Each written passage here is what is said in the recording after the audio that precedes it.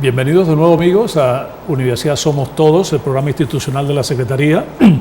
Para aquellos que nos sintonizan tarde, hoy dedicamos el programa en principio a recibir a Rafael Almeida, nuestro premio Polar en el área de química. El profesor Rada, premio en el área de biología, no pudo estar con nosotros.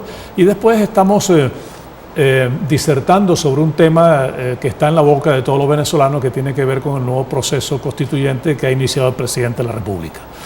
Vamos a tocar ahorita en esta parte del programa lo que tiene que ver con los derechos de los ciudadanos, de las organizaciones, tanto políticas como organizaciones privadas y como organismos del Estado que ven en este proceso constituyente, digamos, una serie de carencias, una serie de falencias que lo hacen inviable.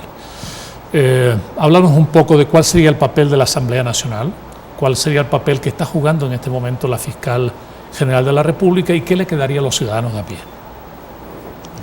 Bien.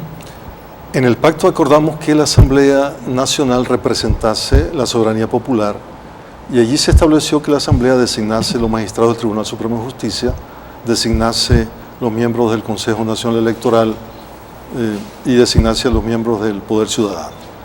Pero esas designaciones tienen que ser conforme a la regla constitucional. Los magistrados del Tribunal Supremo de Justicia fueron designados con violación de la regla constitucional. Los rectores del Consejo Nacional Electoral fueron designados por un órgano distinto a la Asamblea Nacional. Por tanto, fue una designación completamente inconstitucional, y lo mismo ocurrió con los miembros del Poder Ciudadano. La Asamblea Nacional puede revisar esas designaciones y esa es una tarea pendiente que la Asamblea tiene. En lo que concierne en sí mismo el proceso constituyente, una de las funciones del Estado, y en particular pues en lo que concierne a los órganos del Estado, es asegurar la validez y la licitud de los actos que realiza. Y hay unos órganos encargados de asegurar que si esos actos son inválidos o ilícitos, deben ser sancionados. Si son inválidos, deben ser sancionados declarándolos nulos. Y si son ilícitos, especialmente si son penalmente ilícitos, deben ser perseguidos por la vía penal. ¿Qué ha ocurrido en este caso? La función constituyente es una función pública. La mayor función es la función pública a cargo de la soberanía popular. Esa función constituyente ha sido usurpada y esa usurpación está documentada. Ese acto de arrogarse el ejercicio de un poder que no le corresponde, el cumplimiento de una función como la función constituyente que no le corresponde, ese es un acto que si se realiza indebidamente es un acto ilícito, es más, es un delito penal, está previsto en el artículo 213 del Código Penal. A la Asamblea Nacional le corresponde una tarea en esta materia y a la Fiscal General de la República le corresponde otra. A la Asamblea Nacional le corresponde revisar la designación de los magistrados del Tribunal Supremo de Justicia y determinar si en efecto las designaciones son inválidas, declararlas nulas y abrir un procedimiento para nombrar nuevos magistrados. En lo que concierne a los rectores del Consejo Nacional Electoral, la Asamblea debe defender su autoridad, su competencia. El artículo 296 de la Constitución dice que la autoridad que puede designar a los miembros del Consejo Nacional Electoral es la Asamblea Nacional, ningún otro órgano. La Asamblea fue usurpada en esa tarea por la Sala Constitucional del Tribunal Supremo de Justicia. La Asamblea tiene que reivindicar su potestad de designar los miembros del Consejo Nacional Electoral. En lo que concierne a la actuación de la Sala Constitucional y el asalto que se produjo con las decisiones 155, 156 y siguientes, que no son solo esas decisiones, pero sobre todo esas, en lo que a eso concierne, la Asamblea debe examinar si estos magistrados incurrieron en un error grave e inexcusable en derecho. Si en efecto estiman que han incurrido en ese error grave e inexcusable, debe abrir el procedimiento para entonces remover a los magistrados de esos cargos. Ya intentó una primera vez denunciando estas violaciones al Consejo Moral Republicano, pero el Consejo Moral Republicano no ha manifestado formalmente en la integridad de sus miembros una decisión sobre si las faltas que allí fueron cometidas fueron graves o no. Más bien dijeron, al menos uno de los miembros o dos dijeron que era improcedente la petición y que era improcedente considerar que había faltas. Independientemente de lo que estime el Consejo Mundial Republicano, independientemente de la omisión en que ha incurrido, porque ellos tienen la potestad discrecional de decir si la falta es grave o no, o si hay o no falta. En lo que no tienen discrecionalidad es en comunicar la decisión que tienen formalmente a la Asamblea Nacional. Independientemente de que haya incurrido en esa omisión, la Asamblea debe continuar con el procedimiento para la remoción, si es el caso, de los magistrados de la Sala Constitucional del Tribunal Supremo de Justicia. En lo que concierne a la Fiscal General de la República, ella es la titular de la acción penal del Estado. Eso significa que sobre todo a ella le incumbe hacer la investigación y formular la acusación penal correspondiente por la comisión, por ejemplo, del delito previsto en el artículo 213 de la Constitución Nacional, tanto a quien lo cometió como a los cómplices de la comisión de ese delito. Es un delito de menor rango en cuanto que la sanción que impone, que es de prisión, es de muy breve duración, sí, pero es un delito penal. A ella le corresponde ejercer esa acusación y esa acusación implica, en el caso del Presidente de la República, solicitarle antejuicio de mérito ante la Sala Plena del Tribunal Supremo de Justicia. Lo que va a ocurrir, como ya podemos suponerlo, porque el Poder Judicial dejó de ser poder, el Tribunal Supremo dejó de ser tribunal, los magistrados no son magistrados porque ser magistrado significa ser independiente e imparcial. Son condiciones inherentes al cargo de juez o de magistrado. Si no se es independiente e imparcial, no se es magistrado. Entonces los funcionarios que están allí muy probablemente van a archivar esa solicitud y hasta allí va a llegar la petición fiscal. Lo mismo en el caso de la fiscal solicitando la nulidad de las designaciones ante la Sala Constitucional. La Sala reiterará un criterio que ha sentado sobre el particular y ha dicho que no se puede anular las designaciones de los magistrados. Hasta allí llegará. Es decir, son iniciativas que ha tomado la fiscal general, independientemente de las circunstancias que rodean estas iniciativas, son las iniciativas que le corresponden según la competencia constitucional que tiene asignada. Todos creo que lamentamos que esas iniciativas no hayan sido tomadas muchísimo antes, pero en estas circunstancias ocurre que no tiene a quién recurrir la fiscal.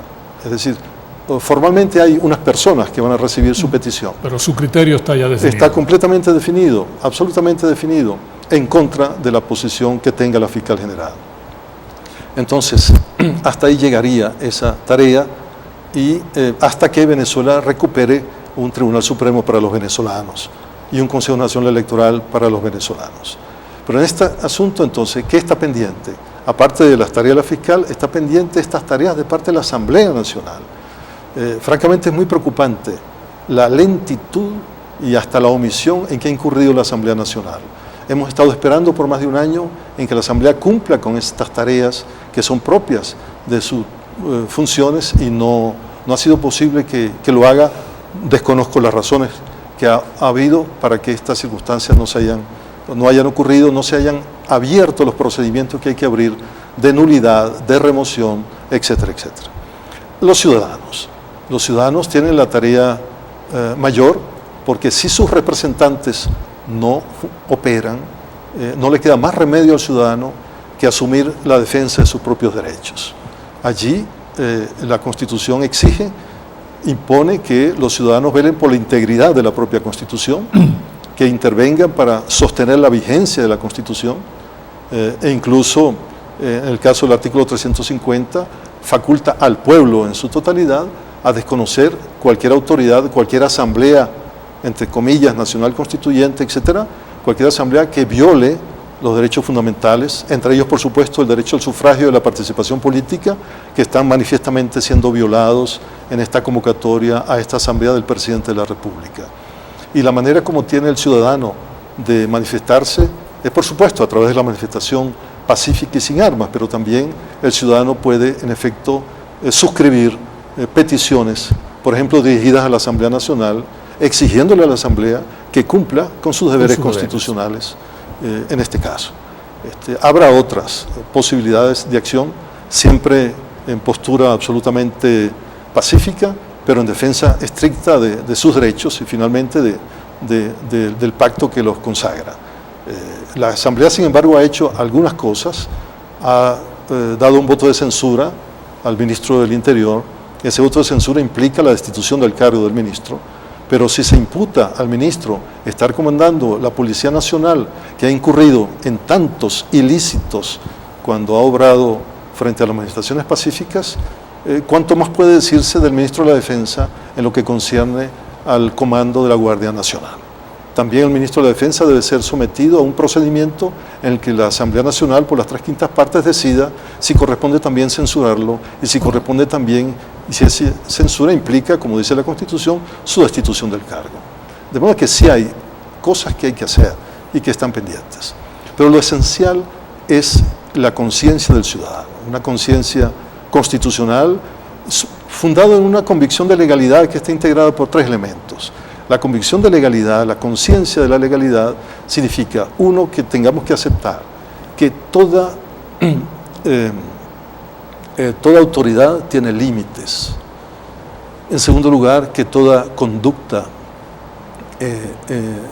está sometida, digamos, a obligaciones también, y que los derechos de los ciudadanos deben ser respetados y garantizados, ¿no? Si nosotros partimos de estas consideraciones, entonces, si logramos esta conciencia, entendemos que hay que hacer respetar el pacto que nos vincula como nación, porque la nación no es solamente un grupo de personas que habita establemente en un territorio.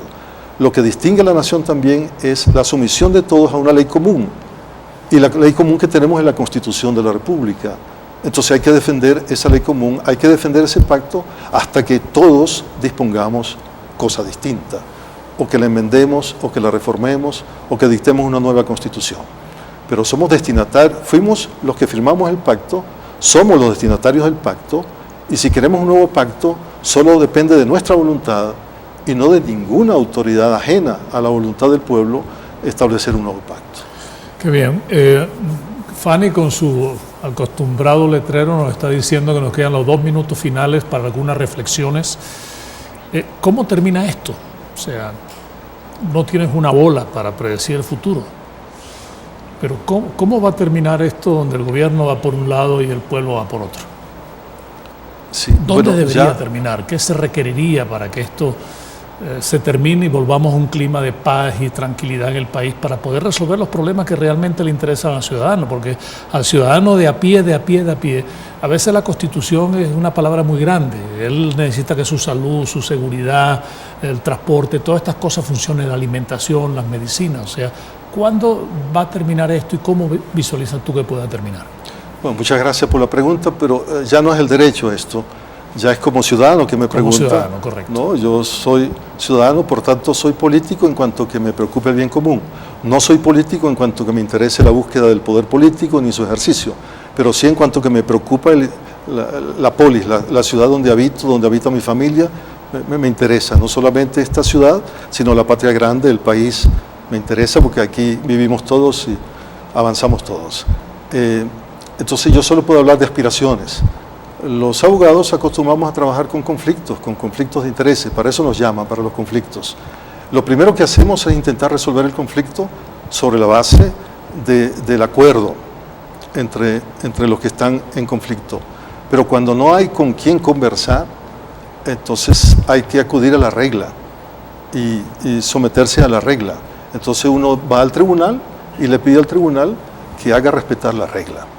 Pero no hay tribunales que hagan respetar la regla. Entonces nos corresponde a nosotros mismos hacer respetar la regla. Y eso implica una actitud como la que se está desarrollando, en la que los venezolanos nos estamos uniendo en defensa de nuestros derechos más elementales. Y creo que ese esfuerzo, esa iniciativa, esa energía es la que al final va a dominar sobre este asunto. Muy bien. Muchísimas gracias, Moisés Troconi, nuestro profesor de Derecho Constitucional y conocedor de la materia, por esta clase magistral que has dado a la gente en un lenguaje que mezcla muy bien lo académico, que a veces es duro, con el lenguaje llano para que la gente lo entienda. Agradecido que haya estado en nuestro programa. Excusamos, antes de despedirnos, a Carmen por su ausencia. Los problemas que se generan con las protestas afectan el tráfico y no ha podido venir de su sitio. Y queda abierta esta tribuna para que pueda venir en cualquier otra oportunidad, y queda también abierta esta tribuna para que cualquier persona docta en derecho que quiera defender otra posición diferente venga a conversar con nosotros y nos explique cuál es su visión sobre este proceso que se está desarrollando en el país. Un abrazo fraternal para todos ustedes. Nos vemos entonces el próximo martes. Que Dios los bendiga.